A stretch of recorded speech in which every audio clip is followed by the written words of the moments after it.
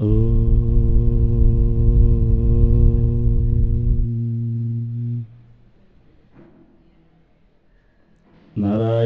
ಸುರಗುರುಂ ಜಗದೇಕನಾಥಂ ಭಕ್ತಪ್ರಿಯಂ ಸಕಲಲೋಕನಮಸ್ಕೃತಂ ಚ ತ್ರೈಗುಣ್ಯವರ್ಜಿತಮಜಂ ವಿಭುಮಾದ್ಯಮೀಶಂ ವಂದೇ ಭವಗ್ನವಮರಾಸುರಸಿದ್ಧವಂದ್ಯಂ ನಾರಾಯಣಂ ನಮಸ್ಕೃತ್ಯ ನರಂ ಚೈವ ನರೋತ್ತಮಂ ದೇವೀಂ ಸರಸ್ವತೀಂ ವ್ಯಾಸಂ ತತೋ ಜಯಮುದೀರಯೇತ್.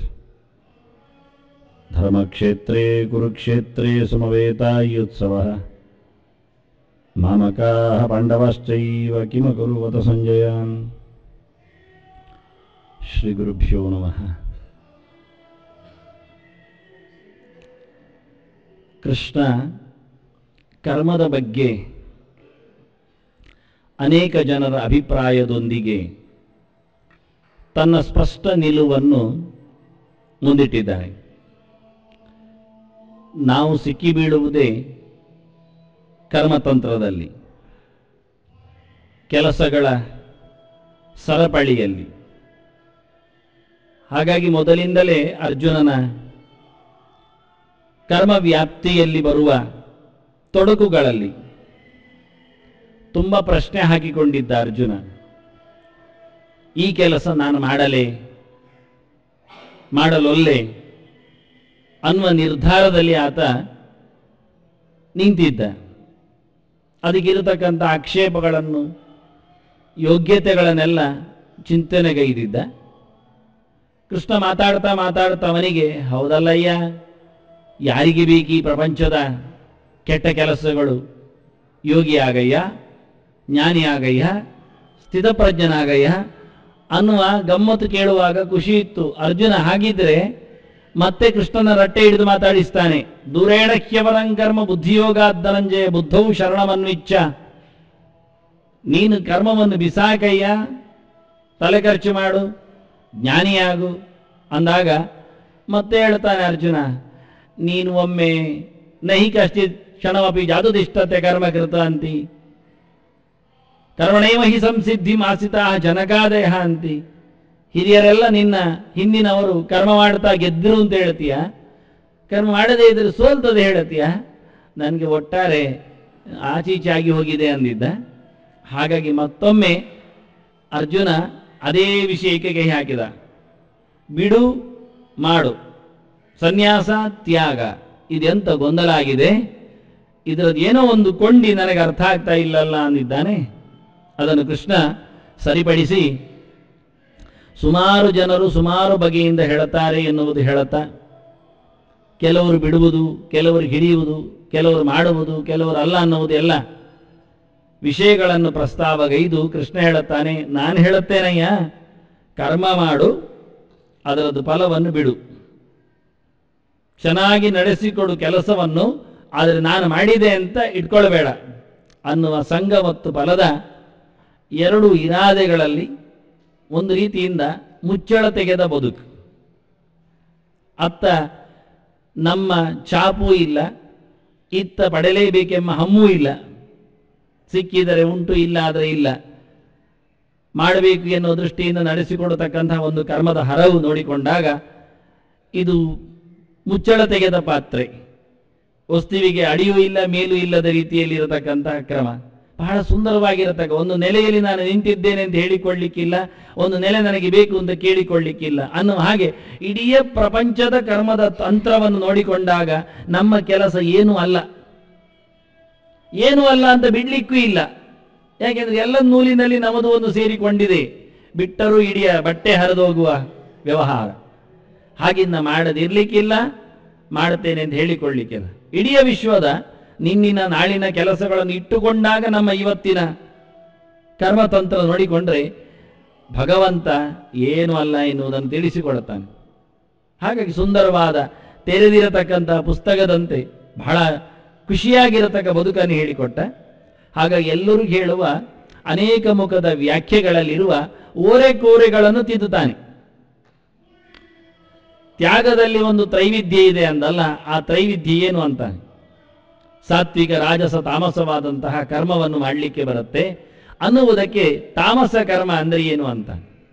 ನಿಜವಾಗಿ ತಾಮಸವಾದದ್ದು ಕರ್ಮತಂತ್ರದಲ್ಲಿ ವಿಕಲ್ಪನೆ, ಕರ್ಮದ ಹರವಿನಲ್ಲಿ ತಾಮಸದ ಬದುಕು ಅನ್ನುವುದರ ಬಗ್ಗೆ ಕೃಷ್ಣನ ಒಂದು ಶುದ್ಧವಾದಂತಹ ವ್ಯಾಖ್ಯಾನ. ನಿಯತಸ್ಯತು ಸನ್ಯಾಸ ಕರ್ಮಣೋ ನೋಪಪದ್ಯತೆ ಮೋಹತ್ತಸ್ಯ ಪರಿತ್ಯಾಗ ತಾಮಸ ಪರಿಕೀರ್ತಿತ. ಕರ್ಮವನ್ನು ಬಿಡಬೇಕು ಅಂತ ಸನ್ಯಾಸ ಶಬ್ದದ ವ್ಯಾಖ್ಯೆಯಲ್ಲಿ ಕಾಮ್ಯಾನಾಂ ಕರ್ಮಣಾನ್ಯಾಸಂ ಅಂತ ಹೇಳಿಕೊಂಡು 3 ಬಗೆಯ ಕರ್ಮ ಇದೆ ಅಂತ ಹೇಳ್ತಾ, ನಿತ್ಯವಾದ ಕೆಲಸ, ನೈಮಿತ್ತಿಕವಾದಂತಹ ಯಾವುದೋ ಒಂದು ನಿಮಿತ್ತ ಇಟ್ಟುಕೊಂಡು ಮಾಡತಕ್ಕಂತಹ ಕರ್ಮ, ನಮ್ಮ ಇಷ್ಟವನ್ನು ಇಟ್ಟುಕೊಂಡು ಮಾಡುವಂಥದ್ದು ಕಾಮ್ಯ. ಕಾಮ್ಯ ಎಲ್ಲರಿಗೂ ಇಲ್ಲ, ಬಯಕೆ ಇದ್ದವರಿಗೆ ಬಯಸಿದಾಗ ಬಯಕೆಯಂತೆ ಅಷ್ಟೇ.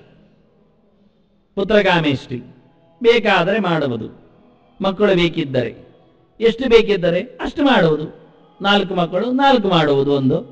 ಹಾಗೆ ಬೇಕಾದಾಗ ಮಾಡಲಿಕ್ಕೆ, ಬೇಕೆಂದವರಿಗೆ ಮಾಡಲಿಕ್ಕೆ, ಬೇಕಾದಷ್ಟು ಮಾಡಲಿಕ್ಕೆ, ಇದು ಬಯಕೆಗಳ ಕರ್ಮ. ಇದು ಕಾಮ್ಯ ಎಲ್ಲರಿಗೂ ಅಲ್ಲ, ಬೇಕಾಗಿಲ್ಲ, ಮಾಡದಿದ್ದರೆ ಪರವಾಗಿಲ್ಲ. ಅದರಿಂದ ಕಾಮ್ಯ ಕರ್ಮವನ್ನು ತೊರೆಯಿರಿ ಅಂತ ಹೇಳಿಕೊಂಡು ಗಲಾಟೆ ಎಬ್ಬಿಸಿದ್ರೆ ಕೃಷ್ಣ ಹೇಳುತ್ತಾನೆ, ಇಲ್ಲ ಬಾ, ಕಾಮ್ಯ ಇದೆ, ಬಯಕೆ ಇದ್ದರೆ ಮಾಡಿ ಅಂತ ಅಷ್ಟೇ, ಬಯಕೆ ಇಲ್ಲದಿದ್ದರೆ ಬಿಡಿ ಅಂತ ಉಂಟಾ? ನಾವು ಓದಿಕೊಂಡಿಲ್ಲ ಅದನ್ನು. ಬಯಕೆ ಇದ್ದರೆ ಮಾಡಿ ಎನ್ನುವುದು ಸರಿಯೇ, ಅದಕ್ಕೋಸ್ಕರ ಬಯಕೆ ಪಡಬೇಕು ಅಂತ ಹೇಳಲಿಲ್ಲ, ಮತ್ತೆ ಬಯಕೆ ಇಲ್ಲದಿದ್ದರೆ ಮಾಡಬಾರ್ದು ಅಂತ ಹೇಳಲಿಲ್ಲ. ಮುಂದಿನ 2 ಗೆರೆಯನ್ನು ನಾವು ಓದಲಿಲ್ಲ, ಒಂದೇ ಗೆರೆ ಇದ್ದದ್ದು. ಮಕ್ಕಳು ಬೇಕಿದ್ದರೆ ಪುತ್ರಕಾಮೇಷ್ಟಿಯಾಗ ಮಾಡಿ, ಮಳೆ ಬೇಕಿದ್ದರೆ ಕಾರೀರಿಯಾಗ ಮಾಡಿ, ಸ್ವರ್ಗ ಬೇಕಿದ್ದರೆ ಜ್ಯೋತಿಷ್ಠೋಮಯಾಗ ಮಾಡಿ.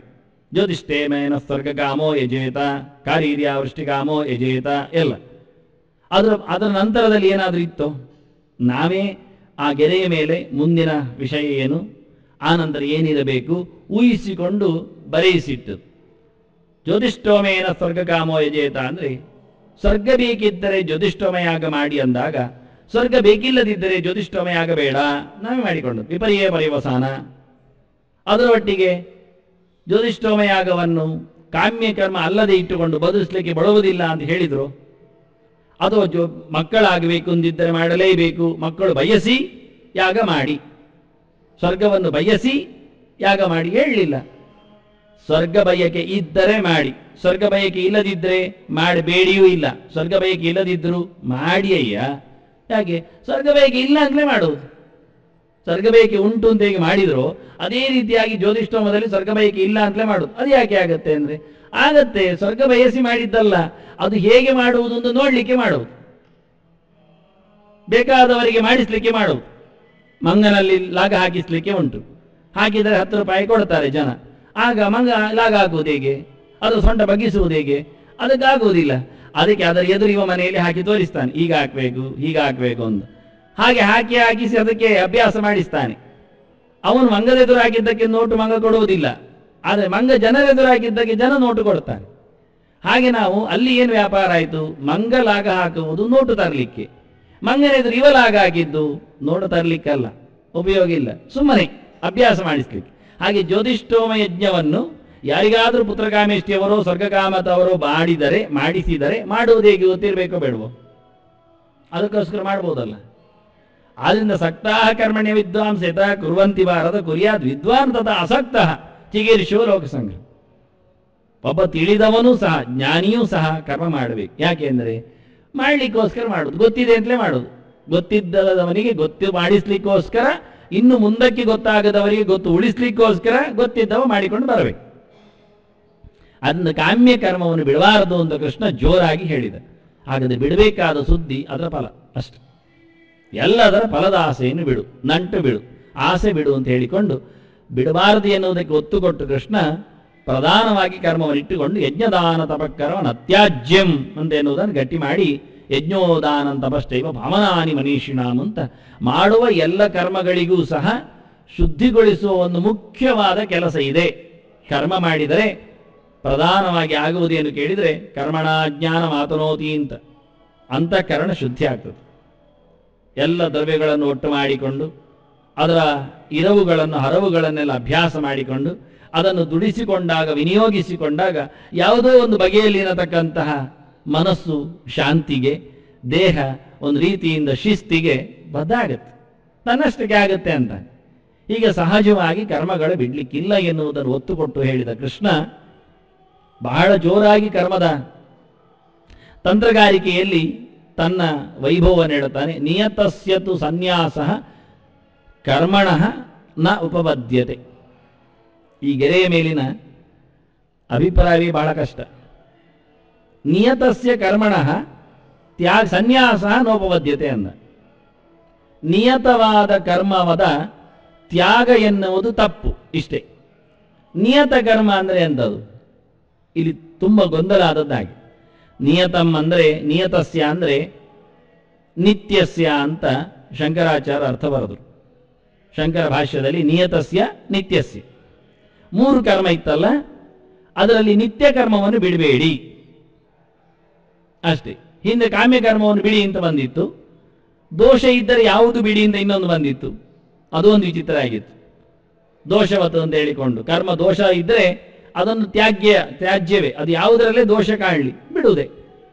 ಈಗ ಹೇಳ್ತಾರೆ, ಕೃಷ್ಣ ಹೇಳ್ತಾ ಇದ್ದಾನೆ, ಅದು ಯಾರೋ ಹೇಳಿದ್ದು, ಕೃಷ್ಣನ ಬದಲಾವಣೆಯನ್ನು ಕೇಳಿದರೆ 3 ಕರ್ಮದಲ್ಲಿ ನಿತ್ಯವನ್ನು ಬಿಡಬೇಡಿ.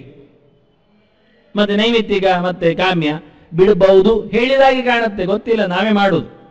ಆದರೆ ನಿತ್ಯವನ್ನು ಬಿಡಬೇಡಿ ಹೇಳಿದ್ದರಿಂದ ಇದೆಲ್ಲ ನ್ಯಾಯಾಲಯ ಓದಿದವರಿಗೆ ಅರ್ಥ ಆಗತ್ತೆ, ಉಳಿದವರಿಗೆ ಗೊತ್ತಾಗುವುದಿಲ್ಲ, ಕಷ್ಟ ಆಗುತ್ತೆ. ನಿಯತವಾದಂತಹ ನಿತ್ಯವಾದ ಕರ್ಮವನ್ನು ಬಿಡಬೇಡಿ ಅಂದರೆ ನೈಮಿತ್ತಿಕವಾದ ಕಾಮ್ಯವನ್ನು ಬಿಡಬೇಕು ಅಂತ ಅರ್ಥ ಆಗ್ತದೆ. ಹೇಳುವುದು ನಾವು ಮಾತ್ರ, ನಾವು ಗಲಾಟೆ ಮಾಡುವುದು. ಆದರೆ ನ್ಯಾಯಾಲಯ ಹೇಳ್ತದೆ ಇವನು ಕೊಲೆಗಾರನು ಅಲ್ಲ ಅಂದದ್ರಿಂದ ಇನ್ಯಾರು ಕೊಲೆಗಾರನು ಇದ್ದಾನೆ ಅಂತ ಹೇಳುವುದೇ ಇಲ್ಲ, ಹೇಳುವುದೇ ಇಲ್ಲ ಯಾವ ಕಾಲಕ್ಕೂ. ಇವನು ಅಲ್ಲ, ಯಾಕೆ? ಸಾಕ್ಷ್ಯಾಧಾರ ಇಲ್ಲ, ಇವನು ಕೊಲೆಗಾರ ಹೇಳಲಿಕ್ಕೆ ಇಲ್ಲ ನಮ್ಮಲ್ಲಿ ವಸ್ತುಗಳು. ಆದ್ರಿಂದ ಇನ್ಯಾರು ಕೊಲೆಗಾರನ್ನು ಗೊತ್ತಿಲ್ಲ. ಆದ್ರಿಂದ ಸತ್ತದ್ದು ಹೆಣ ಅದು ಹೌದಲ್ಲೂ ಗೊತ್ತಿಲ್ಲ, ಅದು ಕೇಳಿ ಅದು ಬೇರೆ ನೀವು ಅಪ್ಲಿಕೇಶನ್ ಹಾಕಿ ಅಂತಾರೆ. ಹಾಗಾದ್ರೆ ಸತ್ತವನು ಬದುಕಿದ್ದಾನೋ, ಅವನು ಸತ್ತದ್ದು ಹೇಗೆ, ಅದೆಲ್ಲ ಬೇರೆ ಹೋಯ್ತು. ನೀವು ಹೇಳಿದ ವಿಷಯ ಇಷ್ಟೇ. ಇದರ ಆಚೆಗೆ ಅವ್ರು ಹೇಳಿದ ಗಂಧದ ತುಂಡು ಪರೀಕ್ಷೆ ಮಾಡಿ ನೋಡಿದೆವು, ಅದನ್ನು ಹಿಡಿದಿಟ್ಟು ಅರಣ್ಯಾಧಿಕಾರಿಗಳು ಕೊಟ್ಟದ್ದು ಗಂಧದ ತುಂಡು ಎನ್ನುವುದನ್ನು ಗೊತ್ತಾಯ್ತು. ಆದರೆ ಇವನ ವಾಹನದಲ್ಲಿ ಇದ್ದದ್ದು ಹೌದಾಯ್ತು, ಆದರೆ ಇವನು ಕದ್ದದ್ದು ಅಂತ ಗೊತ್ತಾಗಲಿಲ್ಲ, ಸಾಕ್ಷ್ಯಾಧಾರಗಳಿಲ್ಲ ಇವನು ಕದ್ದದ್ದಕ್ಕೆ. ಅರಣ್ಯಾಧಿಕಾರಿ ಹತ್ರ ಕೇಳಿದ್ರು, ನೀವು ಅವನು ಮರ ಕಡಿಯುವಾಗ ಇದ್ದೀಯಾ? ಇಲ್ಲ. ನಿನಗೆ ಈ ಮರವನ್ನು ಕಡಿದದ್ದು ಗೊತ್ತಾ? ಇಲ್ಲ. ಅವನು ಹೌದು ಹೇಳಿದ್ರೆ ಹಾಗಾದ್ರೆ ನೀನು ಸೇರಿದೆಯಾ ಆಗ್ತದೆ ಅಂತ ಅವನನ್ನೇ ಒಳಗಾಗ್ತಾರೆ. ಅವನು ನಿಜವಾಗಿ ಹೊರಗೆ ಬಂದಾಗ ತಡೆದಿಡಿದು ವಾಹನದಲ್ಲಿ ಪರೀಕ್ಷೆ ಮಾಡುವಾಗ ಖಂಡಿತ ಹೇಳಿ ಒಳಗಿಟ್ಟುಕೊಂಡ ಅಷ್ಟೇ, ಬರದ. ಆದರೆ ನ್ಯಾಯಾಲಯದಲ್ಲಿ ವಾಗ್ವಿವಾದಗಳು ನಡೆದಾಗ ಅವ್ರು ಹೇಳಿದ್ರು, ಸರಿಯಾದ ಅವನು ಕೊಯ್ದಾಗ ಯಾರು ಇಲ್ಲದೇ ಇದ್ದದ್ರಿಂದ, ಗಂಧದ ಮರ ಅವನು ಕೊಯ್ದದ್ದನ್ನು ಯಾರು ನೋಡದೇ ಇದ್ದದ್ರಿಂದ ಅವನು ಕಂದದ್ದಲ್ಲ, ಮುಗಿಯಿತು. ಎಷ್ಟು ಸುಲಭ ಆಯ್ತು ನೋಡಿ.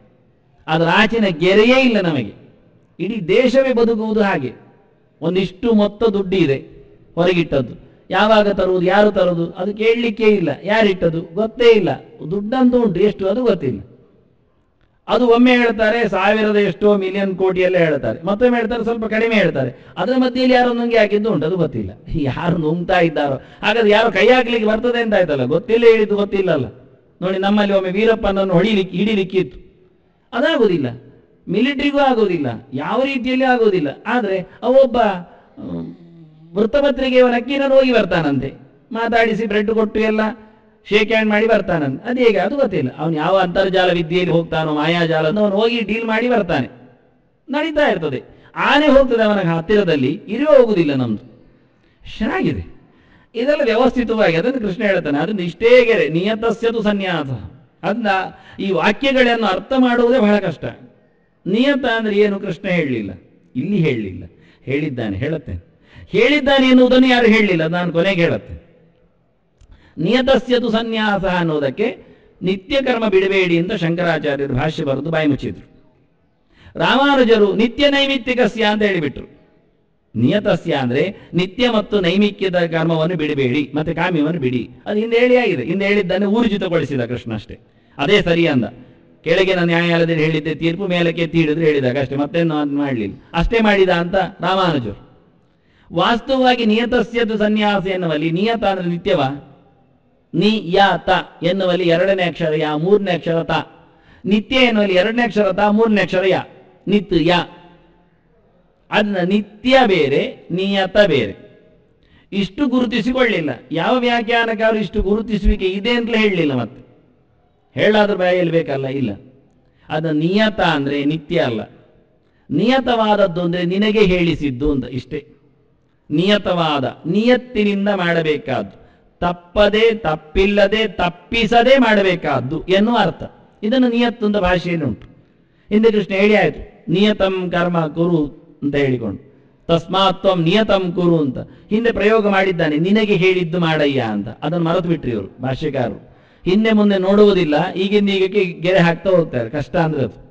ಇಲ್ಲಿ ಕೃಷ್ಣ ಹೇಳಿದ್ದು ನಿಮಗೆ ನಿಮ್ಮ ನಿಮ್ಮ ಹಂತದಲ್ಲಿ ಹೇಳಿದ ಕಥೆಯನ್ನು ಮಾಡಿ ಅಂತ. ನಿಮಗೆ ಹೇಳಿದ್ದು ಮಾಡಿ ಹೇಳಿದರೆ ಕಷ್ಟ ಆಗುತ್ತೆ. ಯಾಕೆಂದ್ರೆ ನಿಮ್ಮ ಹಂತ ಬದಲಾದಾಗ ಬದಲಾಯಿಸಬೇಕಾಗತ್ತೆ. ನಿಮಗೆ ಉಪವಾಸ ಹೇಳಿದೆ ಮಾಡಿ ಅಂದರೆ, ಈಗ ಮುದುಕರಾಗಿದ್ದೇವೆ, ಉಪವಾಸ ಹೇಳಿದೆ ಅಂತ ಮಾಡಿದರೆ ಸತ್ತು ಹೋಗ್ತೇವೆ, ಬೇಡ ಬಿಡಿ. ಮುದುಕರಾದಾಗ ಅದು ಬಿಡಿ ಅಂತಲೂ ಹೇಳಿದ್ದೇನೆ ಕೇಳಿ. ಇದು ನಿಯತ ಅಂದ್ರೆ ಅಷ್ಟು. ನಿಮಗೆ ಯಾವ ಹಂತದಲ್ಲಿ ಯಾವ ಕಾಲದಲ್ಲಿ ಯಾವ ರೀತಿಯಲ್ಲಿ ಹೇಳಲ್ಪಟ್ಟಿದೆಯೋ ಅದನ್ನು ಬಿಡಲಾರದೆ ಇರಿ ಎನ್ನುವುದು ನಿಯತಸ್ಯತು ಸನ್ಯಾಸ ಕರ್ಮಣಃ ನೋಪವದ್ಯತೆ ಎನ್ನುವುದರ ಅರ್ಥ. ಆದ್ದರಿಂದ ಆಚಾರ್ಯರು ಇದನ್ನು ಬಹಳ ಸುಂದರವಾಗಿ ತನ್ನ ಹಾಡುಗಬ್ಬದಲ್ಲಿ ಸಿಕ್ಕಿಸಿದು. ಕುರು ಭುಂಕ್ಷಚ ಕರ್ಮ ನಿಜಂ ನಿಯತಂ. ನಿಯತವಾದ ಕರ್ಮವನ್ನು ಮಾಡು. ಈ ಶಬ್ದವನ್ನು ಹಾಗೆ ಸಿಕ್ಕಿಸಿ ನಿತ್ಯ ಕರ್ಮ ಮಾಡಿ ಹೇಳಿದ್ದಲ್ಲ. ನೈಮಿತ್ತಿಕ ಬಿಡು ಕಾಮ್ಯ ಬಿಡು ಹೇಳಿದ್ದಲ್ಲ, ಅಥವಾ ನಿತ್ಯ ನೈಮಿತ್ತಿಕ ಮಾಡು ಕಾಮ್ಯ ಬಿಡು ಹೇಳಿದ್ದಲ್ಲ. ನಿನಗೆ ಹೇಳಿಸಿದ್ದು ಮಾಡು. ನಿನ್ನ ಹಂತಕ್ಕೆ, ನಿನ್ನ ಇರುವಿಕೆಗೆ, ನಿನ್ನ ಕೈಯಲ್ಲಿನ ಶಕ್ತಿಗೆ ಸರಿಯಾಗಿ ನೀನು ಮಾಡು. ನಿನ್ನ ಯೋಗ್ಯತೆಗೆ ತಕ್ಕಂತೆ ಮಾಡು, ಗುಣವಂತಿಗೆ ತಕ್ಕಂತೆ ಮಾಡು. ನಿನಗೆ ಬಾಯಿ ಚುರುಕಿದ್ದರೆ, ಮಾತು ಗಟ್ಟಿದ್ದರೆ, ಅರಿವು ಚೆನ್ನಾಗಿದ್ದರೆ, ಹೇಳಬಲ್ಲೆ ಆದರೆ ನೀನು ಟೀಚರ್ ಆಗು, ಟೀಚಿಂಗ್ ಮಾಡು. ನಿನಗದು ತಲೆ ಸರಿ ಇಲ್ಲ ಆದರೆ, ಬಾಯಿ ಬರುವುದಿಲ್ಲ ಆದರೆ, ನೆನಪು ಉಳಿಯುವುದಿಲ್ಲ ಆದರೆ ನೀನು ಶಾಲೆಗೆ ಹೋಗಬೇಡ. ಎತ್ತಿ ಹಾಕಿದ್ರಲ್ಲಿ ಕೂತ್ಕೊಳ್ಬೇಡ, ಹೊರಗೆ ಬಾ. ಯಾಕೆ ವಿದ್ಯಾರ್ಥಿಗಳು ಸಾಯ್ತವೆ, ಹಾಳಾಗಿ ಹೋಗ್ತವೆ. ನಿನಗಿಷ್ಟ ಇದ್ದ, ನಿನ್ನ ಯೋಗ್ಯತೆ ಇದ್ದ ಕೆಲಸ ಮಾಡು.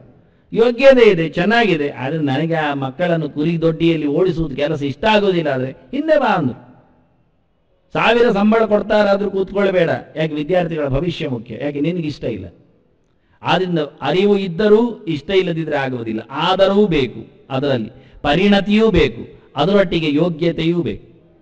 ಇವತ್ತು ನಮ್ದೆಲ್ಲ ಮೀಸಲಾತಿಯಲ್ಲೇ ಸಾಯ್ತದೆ ಎಲ್ಲ. ಯಾರನ್ನು ಎಲ್ಲಿ ಬೇಕಾದರೂ ಕುಳ್ಳಿರಿಸ್ತೇವೆ. ಕಳಪೆ ಮಟ್ಟದ ಯೋಗ್ಯತೆ ಉಳ್ಳವನು ಅಧಿಕಾರಿ ಆಗಬಲ್ಲ. ಅಧಿಕಾರಿ ಆಗಲಿಕ್ಕೆ ಒಳ್ಳೆಯ ರೀತಿಯ ಶಕ್ತಿ, ಬೇಕಾದಾಗೆ ದುಡಿಸಿಕೊಳ್ಳುವ ಯೋಚನೆಗಳು, ಬಹಳ ಇಷ್ಟಪಟ್ಟ ಇರತಕ್ಕಂಥ ಪ್ರಜಾ ಒಂದು ಏಳಿಗೆಯ ಯೋಚನೆ, ಇದೆಲ್ಲ ಇಲ್ಲದಿದ್ದರೆ, ನುಂಗಿ ಹಾಕುವುದೇ ಯೋಚನೆ ಆಗಿದ್ರೆ ಅಂಥವ್ರ ಅಧಿಕಾರಿಗಳು ಆಗುವುದೇನು, ಉಪಯೋಗ ಇಲ್ಲ. ಅದನ್ನ ಕೃಷ್ಣ ಹೇಳಿದ ನಿಯತಸ್ಯದು, ನಿನ್ನ ಯೋಗ್ಯತೆಗೆ ಹೇಳಿಸಿದ. ನಿನಗೆ ನಿಜವಾಗಿ ಇಷ್ಟ ಆಗಿರತಕ್ಕ, ಅದು ಸಹಜವಾಗಿ ಒಗ್ಗುವ, ಮತ್ತೆ ಬಲಾತ್ಕಾರದಲ್ಲಿ ಇಷ್ಟ ಅಲ್ಲ. ದುಡ್ಡು ತಿನ್ನುವುದು ಎಲ್ಲರಿಗೂ ಇಷ್ಟ ಆಗ್ಬೋದು, ಆದರೆ ಅದು ಬಲಾತ್ಕಾರ ಆಗುತ್ತೆ, ಕೆಲವೊಮ್ಮೆ ಅನ್ಯಾಯವಾಗಿ ಆಗತ್ತೆ. ಅದನ್ನ ನಿಯತಸ್ಯತು ಅಂದ. ಮತಕ್ಕೆ, ಅಭಿಪ್ರಾಯಕ್ಕೆ, ಜಾತಿಗೆ, ಯೋಗ್ಯತೆಗೆ, ಆಶ್ರಮಕ್ಕೆ. ಮತ್ತೆ ನೀನು ಸಣ್ಣಗಿರುವಾಗ ಕಥೆಯ ಆಗಬೇಕು ಅಂತಿಲ್ಲ. ದೊಡ್ಡವನಾದಾಗ ಇದ್ದಾಗಲೇ ಮುದುಕರಾಗುವಾಗ ಆಗುವುದಿಲ್ಲ. ನೀನು ರೋಗಗ್ರಸ್ತನಾಗ ಆಗುವುದಿಲ್ಲ. ನೀನು ಪರದೇಶದಲ್ಲಿ ಇದ್ದಾಗ ಆಗುವುದಿಲ್ಲ. ನೀನು ಪ್ರಯಾಣಕ್ಕೆ ಹೊರಟಾಗ ಆಗುವುದಿಲ್ಲ.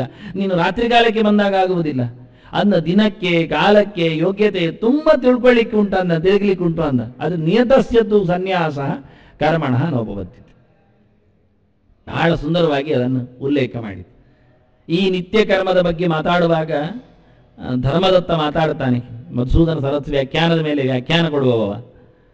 ಅದು ನಿತ್ಯ ಮಾಡುವುದಕ್ಕೆ ಫಲವೇ ಇಲ್ಲ ಅಂತ ಯೋಚನೆ ಕೆಲವರದ್ದು. ಇದೆ ಅಂದ, ಬೇಕಾದಷ್ಟು ಫಲ ಇದೆ. ಸಂಧ್ಯಾ ಮುಪಾಸತೆ ಏತು ಸತತಂ ಬ್ರಹ್ಮವಾದಿನಃ ವಿಧೂತ ಪಾಪಾಹ ತೇಯಾಂತಿ ಬ್ರಹ್ಮಲೋಕಂ ಸನಾತನಂ ಅಂತ. ವಾಸ್ತವವಾಗಿ ಅವರು ನಿತ್ಯ ಕರ್ಮವನ್ನು ಬಿಡಬೇಡಿ ಅಂದಾಗ ಗಲಾಟೆ ಮಾಡುವುದು. ನಿತ್ಯ ಯಾವುದು, ಈ ನಿತ್ಯ ಯಾವುದು ಎನ್ನುವುದು ಕಷ್ಟ ಉಂಟು. ಈಗ ನಿತ್ಯ ಯಾವುದು, ನಿತ್ಯ ಯಾವುದು ಅಂತ ಯಾರ ಹತ್ರ ಕೇಳುವುದು ನಾವು? ಒಬ್ರು ಎತ್ತಿಕೊಂಡ್ರು, ಪ್ರಾತಃ ಸ್ನಾನಾಧಿಕಂ ಅಂತ ಎತ್ತಿಕೊಂಡ್ರು, ಎಲ್ಲಿಯೋ ಮೂಲೆಯಲ್ಲಿ ಎತ್ತಿಕೊಳ್ಳಿಕ್ಕೆ ಹೊರಟರು. ಅಷ್ಟೊಂದು ಗಡಿಬಿಡಿ ಆಯ್ತು, ಬಾಯಿ ಮುಚ್ಚಿದ್ರು. ಹೇಗೆ ಎಂತ ಹೇಳುದು? ಯಾರಿಗೆ ನಿತ್ಯ ಪ್ರಾತಃ ಸ್ನಾನ? ಯಾಕೆ ನಿತ್ಯ? ಪ್ರಾತಃ ಅಂತಲೇ ಬರೀತಾನೆ ನಾನು. ಬೆಳಿಗ್ಗೆ ಸ್ನಾನ. ಬೆಳಿಗ್ಗೆ ಸ್ನಾನವನ್ನು ಯಾರು ಒಪ್ಪಬೇಕು? ಹೇಗೆ ಒಪ್ಪಬೇಕು? ಸಂಜೆ ಸ್ನಾನ ಮಾಡಿ ಹೇಳುವ ಎಷ್ಟೋ ವೈದ್ಯರೇ ಎದುರಿದ್ದಾರೆ.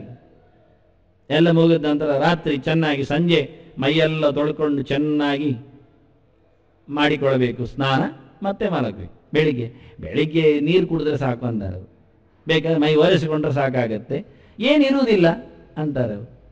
ಅದು ಹೌದೇ. AC ಕೋಣೆಯಲ್ಲಿ ಬಿದ್ದುಕೊಂಡವನಿಗೆ ಮುಕ್ಕಾಲ್ವಾಸಿ ಅವನು ಸ್ನಾನ ಮಾಡಿಕೊಂಡೇ ಇರ್ತಾನೆ ಬೆಳಿಗ್ಗೆ ಆಗುವಾಗ. ಬೆಳಿಗ್ಗೆದ್ದಾಗ ಏನಾಗುತ್ತೆ, ಮತ್ತೆ ಏನು ಬೇಡ ಕಾಣುತ್ತೆ ಅವನಿಗೆ, ಚಳಿ ಆಗ್ತಾ ಇರ್ತದೆ ಕರ್ಮಕ್ಕೆ, ಒತ್ತಾಯಕ್ಕೆ ಆಗುವುದು, ಯಾರದ್ದು ಒತ್ತಾಯಕ್ಕೆ, ಬೇಗ ನಿಜವಾಗಿ ಬೇಕಾಗಿಲ್ಲ ಕೆಲವೊಮ್ಮೆ, ಆದರೂ ಹಾಕೊಳ್ಳುತ್ತಾರೆ. ಮತ್ತೆ ಹೊರಗೆ ಬಂದಾಗ ಉಸ್ಸಪ ಉಸಿರು ಬಿಡ್ತಾ ಇರ್ತಾರೆ ಅಷ್ಟೇ ಕಷ್ಟಪಟ್ಟು. ಹೇಗಾದ್ರು 1 ಗಂಟೆ ಮತ್ತೆ ಹೊರಗೆ ಪಾರ್ಕಲ್ಲಿ ಕೂತು, ಅದೇ ಬೆಳಿಗ್ಗೆ ಆಗೋ ಮುಂಚೆ ಬಂದು ಕೂತ್ಕೊಳ್ಬೋದಿತ್ತಲ್ಲ, ಹಾಳು. ಅಲ್ಲಿ ಕೂತ್ಕೊಳ್ಳೋದು ಬೇರೆ, ಹೊರ ಕೂತ್ಕೊಳ್ಬೇಡ. ಈಗ ಒಳ್ಳೆ ಗಾಳಿ ಸಿಕ್ಕಿದ್ದು ಒಂದು ಮೆಲ್ಲ ಕೇಳುತ್ತಾನೆ, ಏನು ಕರ್ಮಕ್ಕೆ ಅಂದು. ವಾಸ್ತವವಾಗಿ ಪ್ರಾತಃ ಸ್ನಾನ ಬೇಕೋ ಬೇಡವೋ ಗೊತ್ತಿಲ್ಲ, ಯಾರಿಗೆ ಬೇಕು, ಹೇಗೆ ಬೇಕು, ಏನು ಬೇಕು. ಅದು ಪ್ರಾತಃ ಕಾಲ ಅಂದ್ರೆ ಏನು ಮತ್ತೆ, ಅದು ಎಷ್ಟೋ ಜನರಿಗೆ ಪ್ರಾತಃ ಕಾಲ ಗೊತ್ತಿಲ್ಲ ಮತ್ತೆ. ಹಾಗಾಗಿ ನಿಯತ ಅಂದಾಗ ಶಾಸ್ತ್ರಗಳು ಹೇಳಿದ್ದನ್ನು ಮಾಡಿದರೆ ಏನು ಲಾಭ ಉಂಟು ಎನ್ನುವುದು ಹೇಳಲಿಲ್ಲ, ಅದು ಸಿಕ್ಕಿಬಿಡುತ್ತೆ.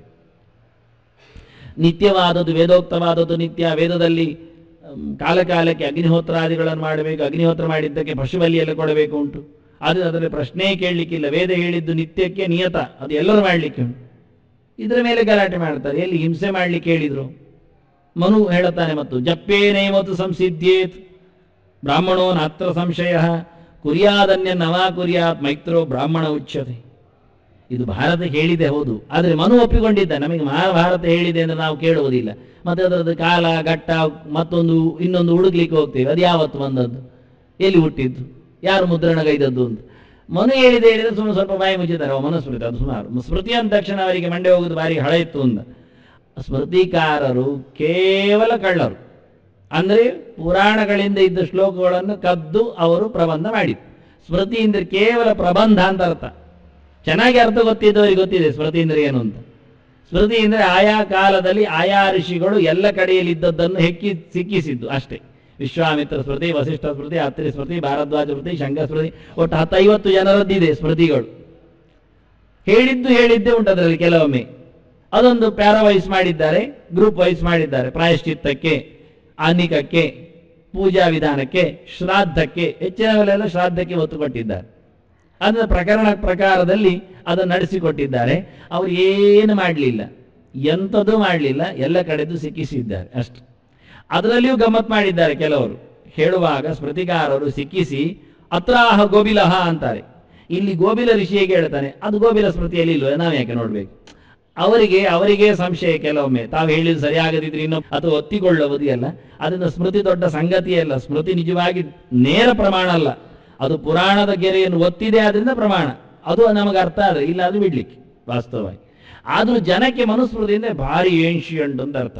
ಈ ಸ್ನಾತಕೋತ್ತರ ಪದವೀಧರರಿಗಿಲ್ಲ ಮನು ಹೇಳಿದ್ದಾನಂದ್ರೆ ಅವ ದೊಡ್ಡ ಜನ ಅಂತಲೇ ಅರ್ಥ. ನಾವು ದೇಶದಲ್ಲಿ ಒಂದು ಮನು ಅಂತ ಇದ್ದಾಗೆ ಅವರಿಗೊಂದು ಮನು, ಅದು ಮೆನು ಇದ್ದಾಗೇನು ಅಂತ ಅವನು ಹೇಳಿದ. ಜಪ್ಪೇನೈವತ್ತು ಸಂಸಿದ್ಧಿ ತಂದ. ನಿಯತ ಕರ್ಮದಲ್ಲಿ ಯಜ್ಞವೇ ಮಾಡಬೇಕು. ಯಾರು ಹೇಳಿದ್ರು?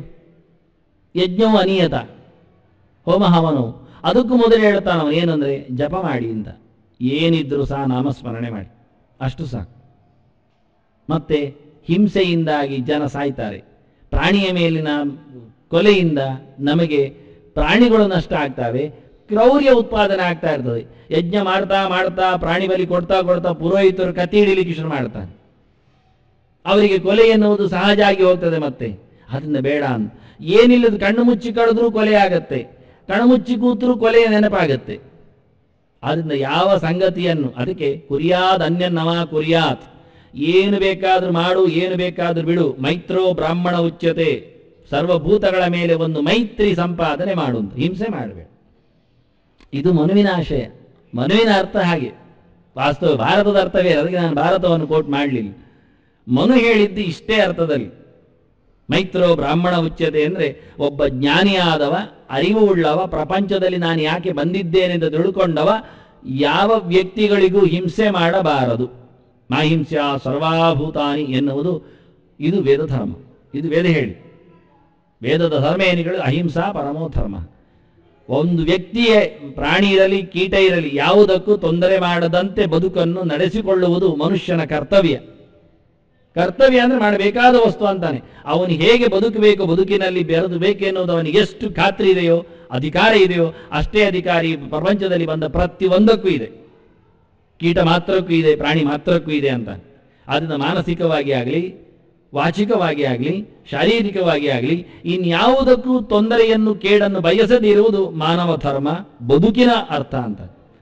ಪ್ರಾಣಿಗಳು ಮಾಡುವುದಿಲ್ಲವೇ ಅಂತ ನಮಗೆ ಯೋಚನೆ ಬರುವುದು. ಅದಕ್ಕೆ ನಾನು ಮೊದಲು ಹೇಳಿದೆ, ತಿಳುವಳಿಕೆ ತುಂಬಿದವನು ಅಂತ ಹೇಳಿದ. ಅದಕ್ಕೆ ಎಚ್ಚರಗೊಂಡವನು.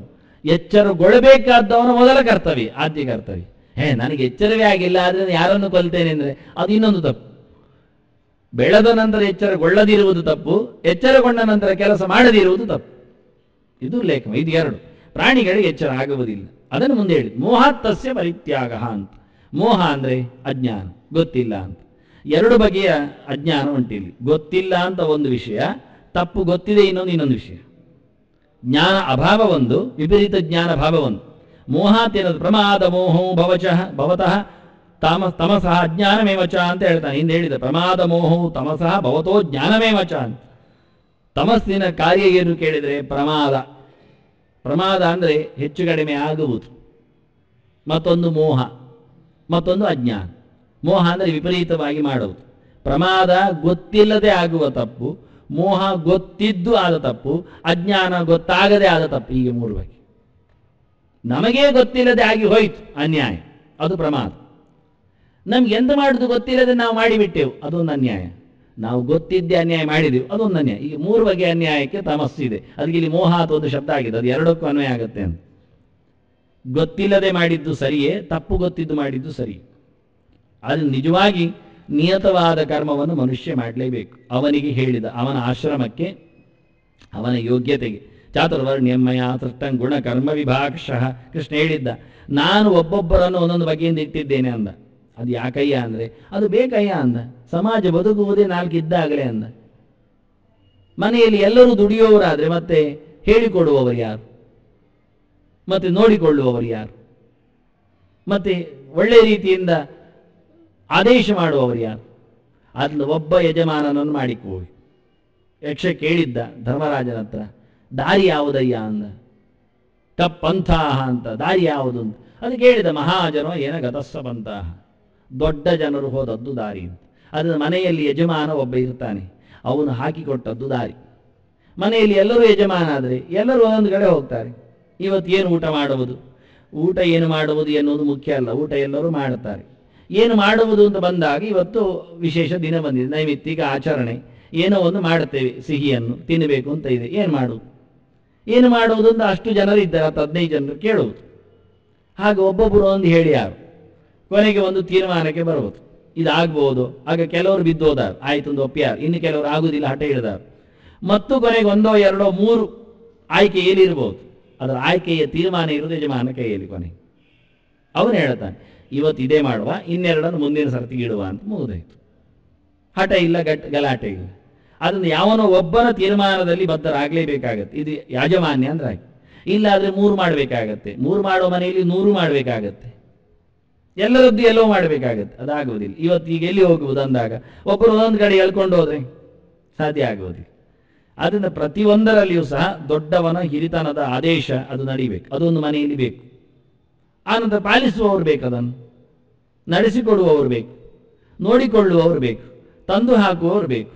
ಆದ್ದರಿಂದ ಎಲ್ಲ ಜಾತಿಯವರು ಬಂದರು, ವೈಶ್ಯರು ಬಂದರು, ಶೂದ್ರರು ಬಂದರು, ಕರ್ಮಕಾರರು ಬಂದರು, ಅದಕ್ಕೆ ನೋಡಿಕೊಳ್ಳುವ ಕ್ಷತ್ರಿಯರು ಬಂದರು. ಆ ದೇಶದಲ್ಲಿ ಮಾತುಗಾರಿಕೆಯಲ್ಲಿ ಇಂಥ ಬ್ರಾಹ್ಮಣ ವರ್ಗವೂ ಬಂತು. ಎಲ್ಲ ಯಾವ ಯಾವ ಕರ್ಮದಲ್ಲಿ ಸಕ್ಷಮವಾದ ವಸ್ತು ಉಂಟು ಅದೆಲ್ಲವೂ ಬಂತು. ಅದರಲ್ಲಿ ಬ್ರಾಹ್ಮಣ ವರ್ಗ ಮಾತ್ರ ಶ್ರೇಷ್ಠ ಆಯಿತು, ಕ್ಷತ್ರಿಯ ವರ್ಗ ಸಣ್ಣದಾಯಿತು. ಇಲ್ಲ, ಕೈಯಿಲ್ಲದಿದ್ದರೆ ಬದುಕಲಿಕ್ಕೆ ಆಗುವುದಿಲ್ಲ, ಕಾಲಿಲ್ಲದರೂ ಬದುಕಲಿಕ್ಕೆ ಆಗುವುದಿಲ್ಲ. ಅದರಿಂದ ಯಾವ ಅಂಗವನ್ನು ತೊರೆದರೂ ಕಷ್ಟವೇ. ಅದನ್ನು ಮನೆಯಲ್ಲಿ ಯಾವುದರ ವಸ್ತುವಿನ ಕೊರತೆ ಆದರೂ ತೊಂದರೆ. ಅದನ್ನು ಸಮಾಜವನ್ನು ಕಟ್ಟಿದ, ಅದನ್ನು ನೆರಪುಗೊಳಿಸಿದ ಕೃಷ್ಣ ಆ ಸಮಾಜದಲ್ಲಿ ಇರತಕ್ಕ ಬಣ್ಣಗಳನ್ನು ತೋರಿಸಿಕೊಟ್ಟ. ಅವರವರ ಗುಣವಂತಿಕೆಯಲ್ಲಿ, ಅವರವರ ಕರ್ಮತಂತ್ರದಲ್ಲಿ ಆಯಾ ವ್ಯವಸ್ಥೆಗಳು ನಡೆದಿವೆ. ಅದನ್ನು ಉಳಿಸಿಕೊಳ್ಳುತ್ತೇವೆ ಅಂತ ಎಲ್ಲವೂ ಆಗಬೇಕು ಅಂತ ಮುಂದೆ ಹೇಳ್ತಾನೆ ಅವನು. ಮುಂದೆ ಬಹಳ ಚೆನ್ನಾಗಿ ಕೃಷಿ ಗೋರಕ್ಷ ವಾಣಿಜ್ಯ ಮೇಡಿಕೊಂಡು ವೈಶ್ಯಕರ್ಮ ಸ್ವಭಾವಜಂ ಅಂತ. ನಾವು ದನ ಸಾಕ್ತೇವೆ, ದನ ರಕ್ಷಣೆ ಮಾಡ್ತೇವೆ, ನಾವು ತೋಟ ಮಾಡ್ತೇವೆ, ಬೆಳೆ ಬಿತ್ತುತ್ತೇವೆ, ಬೀಜ ಹಾಕ್ತೇವೆ, ದುಡ್ಡು ಕೊಡಿ ಕೇಳಿದರೆ ನಿಮ್ಗೆ ಹೇಳಿದ್ದೆ ಅಲ್ಲ ಅಂತಾನೆ. ನಿಮ್ಮ ಕೆಲಸ ಬೇರೆ ಮಾಡಿ, ಅದಕ್ಕೆ ಇದ್ದಾರೆ ದನ ಕಾಯುವವರು ಇದ್ದಾರೆ. ಅವ್ರು ಮತ್ತೆ ಎಲ್ಲಿ ಹೋಗುದು? ಅವ್ರದ್ದು ಕೆಲಸವನ್ನು ನಾವು ಮಾಡಿಬಿಟ್ರೆ ಮತ್ತೆ ಅವ್ರ ಹೊಟ್ಟೆ ಯಾರು ಊಟ ಹಾಕುವುದು? ನೀವು ಯಾವುದಕ್ಕೋಸ್ಕರ ಬಂದಿದ್ದೀರದನ್ನು ನಡೆಸಿಕೊಳ್ಳಿ. ಸನಾತನ ಧರ್ಮಗಳ, ವೇದ ಪುರಾಣಗಳ ಚಿಂತನೆಗಳನ್ನು ಮಕ್ಕಳಿಗೆ ಉಣಬಡಿಸಿ ಅದನ್ನು 24 ಗಂಟೆ ಮಾಡಿ, ಇಡೀ ದಿನ. ನಾವು ಕೇಳಬಹುದು, ಅದು ಮಾಡ್ತೇವೆ, 1 ಗಂಟೆ ಪಾಠ ಆಗುತ್ತೆ, ಮತ್ತೆ 4 ಗಂಟೆ ಹಟ್ಟಿಯಲ್ಲಿ ಕೂತ್ಕೊಳ್ಳಿ. ಬೇಡ ಅಂದ, ನೀವು 4 ಗಂಟೆಗೆ ಹಟ್ಟಿಯಲ್ಲೇ ಕೂತ್ಕೊಳ್ಳಿ, ಮಕ್ಕಳನ್ನು ಕುಳ್ಳಿರಿಸಿಕೊಂಡು ಕೂತ್ಕೊಳ್ಳಿ, ಪಾಠ ಮಾಡಿ.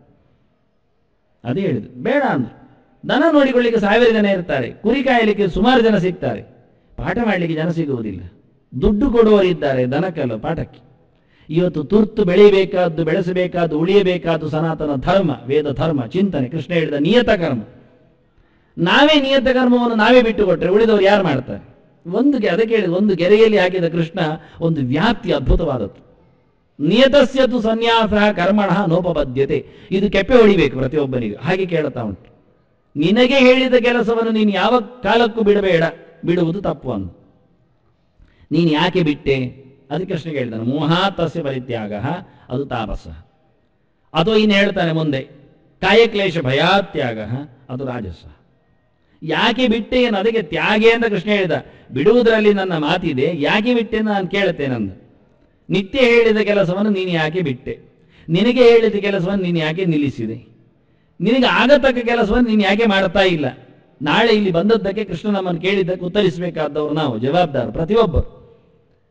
ಬಂದಾಗಿದೆ, ಸಂಪತ್ತನ್ನು ಪಡೆದಾಗಿದೆ, ಇಡೀ ವಿಶ್ವ ಸಂಪತ್ತು ನಮ್ಮದು, ಬೇಲಿ ಹಾಕಲಿಕ್ಕಿಲ್ಲ. ಮೊದಲು ಬಂದಾಗ ಎಳೆದುಕೊಂಡದ್ದು ಉಸಿರು, ಕೊನೆಗೆ ಹೋದಾಗ ಬಿಟ್ಟು ಹೋಗಬೇಕಾದ ಉಸಿರು. ನೆನಪಿರಬೇಕಾದಿದು. ನಾವು ಮೊದಲು ಬಂದವರು ಶ್ವಾಸವನ್ನು ಎಳ್ಕೊಂಡೆವು. ಯಾವತ್ತು ಹೊರಗಿನ ಗಾಳಿಯನ್ನು ನಮ್ಮದಾಗಿಸಿಕೊಂಡೆವೋ ಆವತ್ತೇ ನಾವು ದೇವರಿಗೆ ಈ ಪ್ರಾಣಕ್ಕೆ ಬೆಲೆ ಕೊಡಬೇಕು ಎಂದು ಶುರುವಾಯಿತು. ಅವನಿಗೆ ಟ್ಯಾಕ್ಸ್ ಕೊಡ್ಲಿಕ್ಕೆ ಶುರು ಅಲ್ಲಿಂದ. ಯಾವತ್ತು ವಿಶ್ವದಲ್ಲಿ ನೆಲೆ ನಿಂತ ಗಾಳಿಗೆ ಏನೂ ಕೊಡದೆ ನಾವು ಎಳ್ಕೊಂಡೆವೋ, ಚೂರೂ ಕೇಳದೆ ಏನು ಸ್ವೀಕರಿಸಿದೆವೋ, ಅವನು ಕೊಟ್ಟವನಿಗೂ ಕೈ ಮುಗಿಯದೆ ಥ್ಯಾಂಕ್ಸ್ ಹೇಳದೆ ನಾವು ಯಾವತ್ತು ನಮ್ಮದಾಗಿಸಿಕೊಂಡೆವೋ, ಎಷ್ಟು ಸ್ವಾರ್ಥಪರ ನೋಡಿ. ಆಗ ಎಚ್ಚರ ಎಲ್ಲ ಹೇಳ್ತೇವೆ. ಹೌದು, ಎಚ್ಚರ ಇಲ್ಲ. ಎಚ್ಚರ ಇಲ್ಲದಿದ್ದರೂ ಮಾಡಿದ ಅನ್ಯಾಯ ಒಂದು ಎಚ್ಚರ ಆಗಿದೆ ಅಲ್ಲ. ನಿನ್ಗೆ ಎಚ್ಚರ ಆಗ್ಲಿಕ್ಕೆ ಒಂದು ಉಸಿರು ಬೇಕೇ ಬೇಕಾಯ್ತಲ್ಲ. ಕೊನೆಗೂ ನಾವು ಉಸಿರು ನಿಲ್ಲಿಸಿ ಹೋಗುದು, ಉಸಿರು ಹೊರಗೆ ಹಾಕಿ ಹೋಗುದು. ಮೊದಲ ವ್ಯಾಪಾರ ನಮ್ಮದು ಉಸಿರು ಎಳಕೊಳ್ಳುವುದು, ಸಾಯುವಾಗ ಉಸಿರು ಹೊರಗಾಗಿ ಹೋಗುವುದು. ಇಲ್ಲ, ಏನು ತಗೊಂಡು ಹೋಗಲಿಕ್ಕೆ ಬರೋದಿಲ್ಲ ಅಂದ, ದೇಹದಲ್ಲಿ ಏನು ಉಳಿಯುವುದಿಲ್ಲ, ಎಲ್ಲ ಹೊರಗಾಕಿ ಹೋಗು. ಅದಕ್ಕಿಂತ ಮೊದಲು ನೀನು ಏನು ಕೊಟ್ಟೆ? ಇಷ್ಟು ಕಾಲದ ದೀರ್ಘವಾದ ಪ್ರತಿನಿತ್ಯದ 21,600 ಶ್ವಾಸೋಚ್ಛ್ವಾಸಗಳ ಆ ಲೆಕ್ಕಾಚಾರದಲ್ಲಿ 100 ವರ್ಷ ಬದುಕಿದ್ರಲ್ಲಿ ನೀನು ಏನು ಕೊಟ್ಟೆ? ಪ್ರತಿಯೊಂದು ಉಸಿರಿನ ಲೆಕ್ಕಾಚಾರ ಇದೆ ಎಂದು ನಮ್ಮ ದಿನಚರಿ ಬರಲಿಕ್ಕೆ ಸಾಧ್ಯ ಉಂಟ? ಇಡೀ ದಿನದಲ್ಲಿ ಮೊದಲ ಉಸಿರು, ಎರಡನೇ ಉಸಿರು, ಮೂರನೇ ಉಸಿರು, ಇಂಥ ಕೆಲಸ ಆಯ್ತು, ಇಂಥ ಕೆಲಸ ಆಯಿತು ಅಂತ ಎಷ್ಟು ಚೆನ್ನಾಗಿ ಮೇಂಟೈನ್ ಮಾಡಬೇಕಾಗುತ್ತೆ ನೋಡಿ ದಿನಚರಿ. ಹಾಗಾದರೆ ಪ್ರತಿ ಉಸಿರಿನಲ್ಲಿ ನಾನು ಮಾಡಿದ ಕೆಲಸಗಳು, ಲಾಭವೋ ನಷ್ಟವೋ, ಪರಕೃತವೋ ಉಪಕೃತವೋ, ಸ್ವಾರ್ಥವೋ ಅನ್ಯಾಯವೋ, ದೋಚಿದ್ದೋ ಲಂಚವೋ, ಇನ್ನೇನೋ, ಅದು ನಿಯತಸ್ಯ ಅಂದ. ಅದರಲ್ಲಿ ಎಷ್ಟು ನಿನಗೆ ಹೇಳಿಸಿದ್ದು, ಎಷ್ಟು ನಿನಗೆ ಹೇಳಿಸಿದ್ದಲ್ಲ ಅಂದ. ಸ್ವಧರ್ಮೇ ನಿಧನಂ ಶ್ರೇಯ ಪರಧರ್ಮೋ ಭಯಾವಹ ಸ್ವೇ ಕರ್ಮಣ್ಯ ಅಭಿರತಃ ಸಂಸಿದ್ಧಿ. ಸುಮಾರು ಶಬ್ದದಿಂದ ಹೇಳಿ ಆಗಿದೆ ಕೃಷ್ಣನು. ನಿಯತಂ ಕುರುತ ಅಸ್ಮಾತ್ವಂ ಅಂತ ಹೇಳಿಕೊಂಡು. ಆದ್ರಿಂದ ನೀನು ನಿನಗೆ ಹೇಳಿದ್ದು ಮಾಡಯ್ಯ, ನಿನಗೆ ಹೇಳಿದ್ದು, ನೀನು ಕ್ಷತ್ರವಿದ್ಯೆಯಲ್ಲಿ ಬಂದಿದ್ದಿ, ಅದನ್ನು ಮುಂದೆ ಹೇಳ್ತಾನೆ. ಅದೇ ಶಬ್ದ ಹೇಳೋದು ಹೇಳ್ತಾನೆ, ಅರ್ಜುನ ಅಂತ ಕರೆದು ಹೇಳ್ತಾನೆ. ಆದ್ರಿಂದ ನೀನು ಕ್ಷತ್ರಿಯನಾಗಿ ಹುಟ್ಟಿದ ಬಳಿಕ ದುಃಖದಲ್ಲಿ ಕೂತ ರಾಜತನವನ್ನು ಕಂಡಾಗ, ದೇಶದಲ್ಲಿ ಆಗುವ ಅನಾಹುತ ನೋಡಿದಾಗ, ಅಯ್ಯ ಎಷ್ಟೋ ಜನರು ಹೇಳುವುದುಂಟು, ದುರ್ಯೋಧನ ವೇಷ ಹಾಕಿದವರು ಬಂದು ತಕ್ಷಣ ಹೇಳುವುದೇ ಹಾಗೆ, ಅರಸರಲ್ವಾ ಯಾರಾದರೇನು? ನಾವು ಅರಸರೇ, ನೋಡಿಕೊಳ್ಳುತ್ತೇವೆ ಪ್ರಜೆಗಳನ್ನು. ಎಷ್ಟು ಚೆನ್ನಾಗಿ ನೋಡಿಕೊಳ್ತಾರೆ. ಅರಮನೆಯ ಸೊಸೆಯನ್ನೇ ಬತ್ತಲೆ ಮಾಡಲು ಹೊರಟವರು, ನಿಜವಾದ ಅರಸೊತ್ತಿಗೆಯಲ್ಲಿ ನಿಂತವರನ್ನೇ ಕಾಡು ಪಾಲು ಮಾಡಿದವರು, ಮೋಸಗಾರಿಕೆಯಲ್ಲಿ ಜೂಜಾಡ್ಲಿಕ್ಕೆ ನಿಂತವರು, ಕಣ್ಣಿಲ್ಲದ ಕುರುಡನ ಅಪ್ಪನನ್ನೇ ಬೇಸ್ತುಗೊಳಿಸಿದವರು. ಏನು ಮಾಡಿಯಾರು? ಪ್ರಜೆಗಳನ್ನು ಹೇಗೆ ನೋಡಿಕೊಂಡಾರು? ನಮಗೆ ಪ್ರಜೆಗಳ ಚರಿತೆಯನ್ನು ಕೊಟ್ಟಿಲ್ಲ, ಆದ್ರಿಂದ ಗೊತ್ತಿಲ್ಲ. ಅಷ್ಟೇ ಸಮಯ ಅವರಿದ್ದದ್ದು. ಅವರು ಇರುವಾಗ ಅವರ ಆಡಳಿತೆಯ ಬಗ್ಗೆ ಹೇಗಿತ್ತು ನಾವು ನೋಡಿಕೊಂಡೆವ?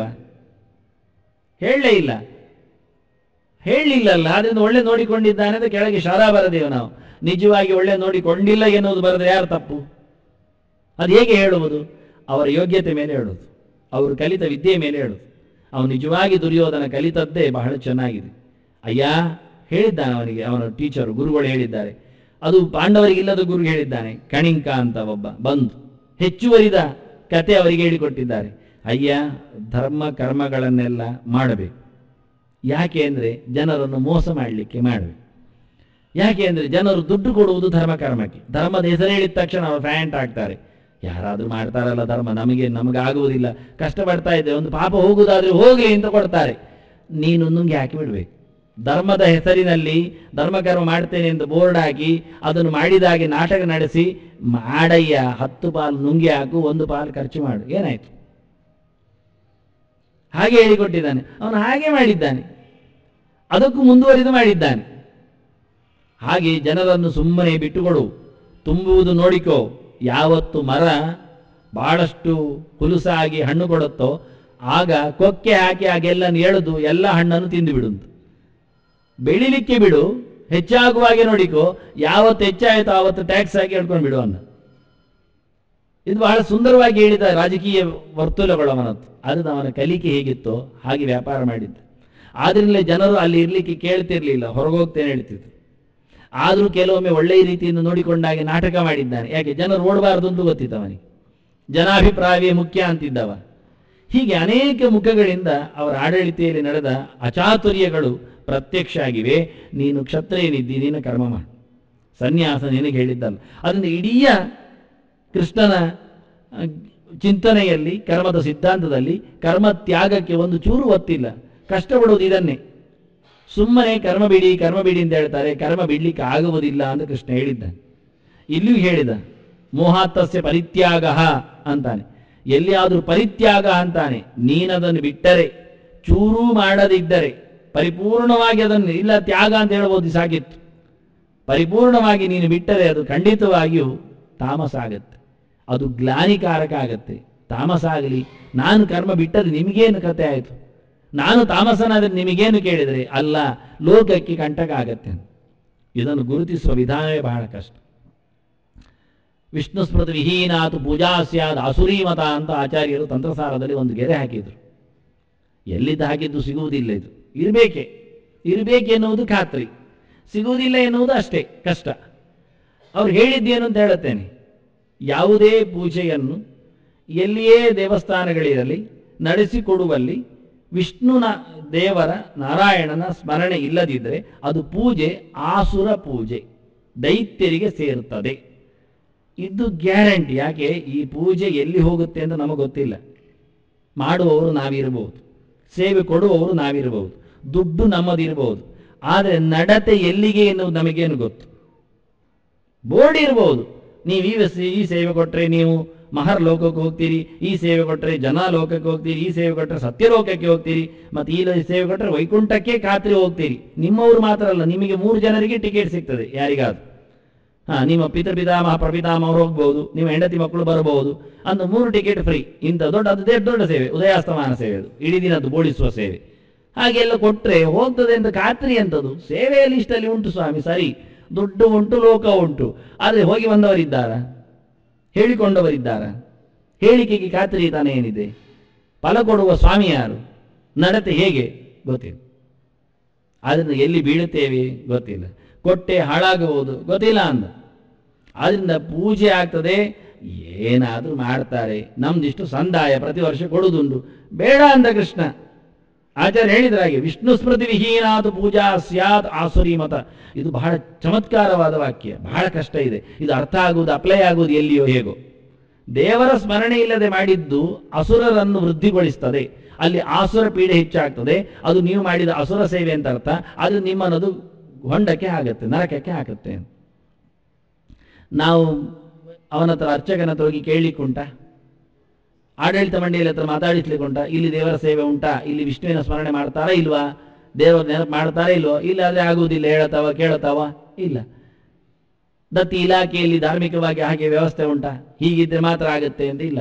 ಎಷ್ಟು ಬಹಳ ಸ್ಪಷ್ಟವಾಗಿ ಹೇಳಿದ ಕೃಷ್ಣ, ಇದು ಆಸರ ಆಗತ್ತೆ ಅಂತ. ತಾಮಸ ಅಂದ್ರೆ ಅದೇನರ್ಥ ಅಂದ್ರೆ ದೈವೋ ಹಿಂದೆ ಹೇಳಿದ್ದ, ದೌಭೂತ ಸರ್ಗವು ಲೋಕೇಸ್ಮಿನ್ ದೈವ ಆಸರಿಗೆ ವಚ. ಎರಡೇ ಇರುವುದು ಲೋಕದಲ್ಲಿ ಬಗೆಯಿಂದ. ಒಂದು ದೇವತೆಗಳಿಗೆ ಇಷ್ಟವಾದ ದೇವರನ್ನು ಒಪ್ಪುವ, ದೇವರೆಡೆಗೆ ಸಾಗುವ ಒಂದು ಜನ, ಒಂದು ಕತೆ, ಒಂದು ಬಗೆ. ಇನ್ನೊಂದು ಆಸ್ತರ ಅಂತ. ಅದರಿಂದ ತಾಮಸ ಅಂದ್ರೆ ನಾನು ಮಾಡಿದೆಯ್ಯ, ತಪ್ಪು ಮಾಡಿದೆ, ಏನಾಯ್ತು? ಗೊತ್ತಿಲ್ಲದೆ ಮಾಡಿದೆ, ತಪ್ಪೇ ಮಾಡಿದೆ, ಏನಾಯ್ತು ಕೇಳಿದರೆ ಏನಾಗಿದ್ದಲ್ಲ, ಹಾಳಾಯಿತು ಅಂದ. ಏನು? ಪರಿಸರ ಹಾಳಾಯಿತು, ಲೋಕ ಹಾಳಾಯಿತು, ಸುತ್ತಮುತ್ತಲು ಹಾಳು ಮಾಡಿದೆ, ನೀನು ಬಂದು ಹಾಳು ಮಾಡಿದ ಪಾಪಕ್ಕೆ ಬದ್ಧನಾದೆ. ತಮುಗ್ಲಾನಂ ಅಂತ ಧಾತು. ಅದನ್ನ ತಾಮಸ ಪರಿಕೀರ್ತಿ ಅಂದ ತಾಮಸ ತ್ಯಾಗ ಅಂತ ಅನಿಸಿಕೊಂಡಿದ್ದು ಅಷ್ಟೇ ಅಲ್ಲ, ತಾಮಸವಾದ ವ್ಯಾಪಾರ ಆಯಿತು, ಲೋಕದಲ್ಲಿ ತೊಂದರೆ ಆಯಿತು, ಅಸುರರು ಹೆಚ್ಚಾದರು. ನೀನು ಕೊಟ್ಟ ಆಹುತಿಯಿಂದ, ಪೂಜೆಯಿಂದ, ಪುರಸ್ಕಾರದಿಂದ ಹೊರಗಡೆ ಡೆವಿಲ್ ಫೋರ್ಸ್ ಹೆಚ್ಚಾಯಿತು. ವಾತಾವರಣದಲ್ಲಿ ಎಲ್ಲ ರೋಗಾಣುಗಳು ಪಸರಿಸಿದವು, ಅನ್ಯಾಯಗಳು ಎಸದವು, ಕೆಟ್ಟವರು ಜಾಸ್ತಿ ಆದರು, ಒಳ್ಳೆಯತನ ಸತ್ತೋಯ್ತು. ಇದಕ್ಕೇನು ಮಾಡ್ತೀನಿ? ಇದು ಪ್ರತಿಯೊಬ್ಬರ ಜವಾಬ್ದಾರಿ ಅಂತ ಹೇಳಿಕೆ ಇಲ್ಲ. ಆದ್ರಿಂದ ನಮ್ಮ ಸೇವೆಯ ದುಡ್ಡಿನಲ್ಲಿಯೂ ಲೋಕ ಹಾನಿಯಾದದ್ದರ ಪಾಪ ನಮಗೆ ಬರ್ತದೆ. ಈಗ ಪೂಜೆ ಮಾಡುವಾಗ ಯೋಚನೆ ಮಾಡಬೇಕು, ಮಾಡುವಾಗಲ್ಲ ಮಾಡಿಸುವಾಗಲೂ. ಮಾಡುವಾಗ ಏನೇ ಮಾಡಿಕೊಳ್ಳಿ, ಮಾಡಿಸುವವರ ಮೇಲೆ ನಿಂತಿದೆ. ಅವರು ಹೇಳ್ತಾರೆ ನಮಗೆ ದುಡ್ಡು ಕೊಟ್ಟರು ಮಾಡಿದ್ದೇವೆ ಅಂತಾರೆ. ಮಾಡುವವರು ಬಹಳ ಬೇಕಾಬಿಟ್ಟಿಯಾಗಿ ಜಾರಿಕೊಳ್ಳುತ್ತಾರೆ. ನಮಗೆ ಅಂಥದ್ದು ಅವ್ರು ಕೊಡುವುದಕ್ಕೆ, ನಾವು ಇಲ್ಲಿ ಸೇವೆಯಲ್ಲಿ ಇಷ್ಟು ಇಟ್ಟದ್ದು ಅವ್ರು ಕೇಳಿದ್ದಕ್ಕೆ, ಅವ್ರು ಬಂದು ಕೇಳಿ ಇನ್ನೆಂಥ ಸೇವೆ ಉಂಟು, ಇನ್ನೆಂಥ ಮಾಡಿಸ್ಲಿಕ್ಕೆ ಉಂಟು, ದುಡ್ಡು ಇಟ್ಕೊಂಡು ಕುಣಿತಾರೆ. ಅದಕ್ಕೆ ನಾವೊಂದು ಸೇವೆ ಬರಿತಾ ಹೌದು, ಇದು ಮಾಡಿ ಅದು ಮಾಡಿ ಅಂತ.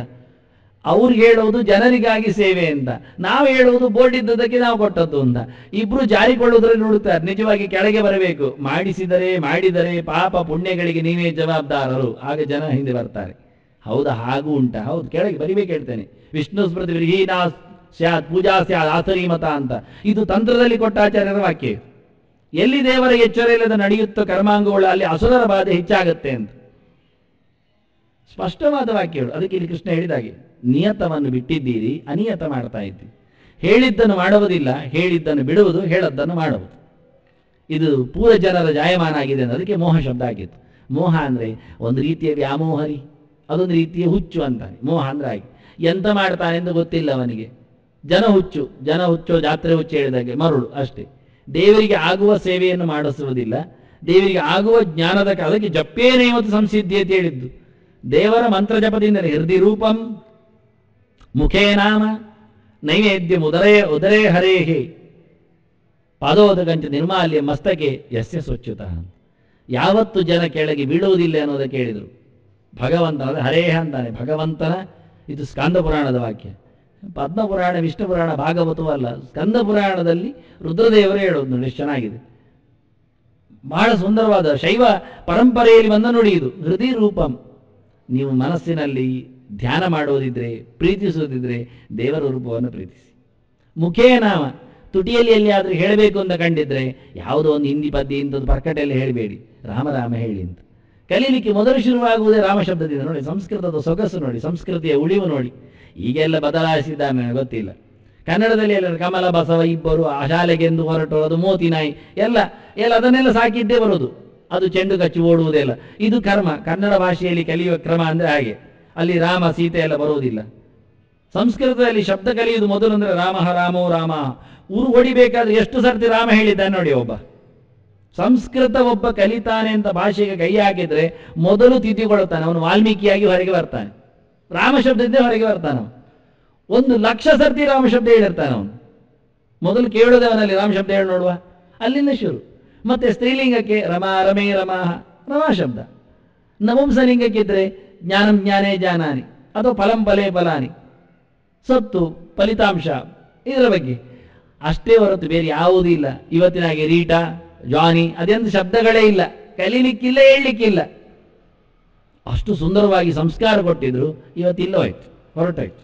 ಅದನ್ನ ಮುಖೇ ನಾಮ ಹೇಳ್ತಾನೆ ಪಾರ್ವತಿ ಹತ್ರ. ಹೇಳಲಿಕ್ಕಿದ್ರೆ 2 ಅಕ್ಷರ ಹೇಳು, ರಾಮ, ಸಾಕು, ಆರಾಮ ಆಗುತ್ತೆ, ಪೂರಕ್ಕೆ ವಿರಾಮ ಸಿಗ್ತದೆ, ಸರ್ವ ಸಮಸ್ಯೆಗಳ ಪರಿಹಾರ ಆಗುತ್ತೆ ನೋಡು, ನಡೆ ಅಷ್ಟು. ಮತ್ತೆ ಇನ್ನು ಹೇಳ್ತಾನೆ ಮುಖೇ ನಾಮ ಆದಂತ ನೈವೇದ್ಯಂ ಉದರೇ ಹರೇಹೇ. ನನ್ನ ನೈವೇದ್ಯ ತಿನ್ಬೇಡ, ನನ್ನ ಪ್ರಸಾದ ಮುಖ್ಯ ಅಲ್ಲ, ದೇವರ ಪ್ರಸಾದ ಮುಖ್ಯ ಅಂತ ಹಿಂದೆ ಹೇಳಿದ್ದ ಕೃಷ್ಣ. ಪ್ರಸಾದೇ ಸರ್ವ ದುಃಖಾನ ಮಾನಿರಸ್ಯೋಪಜಾಯತೆ ಅಂತ. ಯಜ್ಞ ಅರ್ಥಾತ್ ಕರ್ಮಣೋನ್ಯತ್ರ ಲೋಕೋಯಂ ಕರ್ಮ ಬಂಧನ ಅಂದ. ದೇವರ ಪೂಜೆ ಅಂತ ಹೇಳಿ ಮಾಡಿದ್ದಷ್ಟೇ ನಿಮ್ಮನ್ನು ಮಾಡಿದ್ದಕ್ಕೆ ಉಪಯೋಗ ಆಗುತ್ತೆ, ಅದು ಬಿಟ್ಟು ಮಾಡಿದ್ದೆಲ್ಲ ಸರಪಳಿ ಆಗುತ್ತೆ ಅಂದ. ಸ್ವಲ್ಪಮಪ್ಯಸ್ಯ ಧರ್ಮಸ್ಯ ತ್ರಾಯತೆ ಮಹತೋ ಭಯಾದಂದ. ದೇವರ ವಿಷಯದಲ್ಲಿ ನಿಯತವಾದ ಚೂರು ಕೆಲಸ ಮಾಡಿದ್ರು ನೀನು ಉದ್ಧಾರ ಆಗ್ತೀಯ, ಚೂರು ಮಾಡಿದ್ರು ಸಾಕು ಉದ್ಧಾರ ಆಗ್ತೀಯ ಅಂದವ.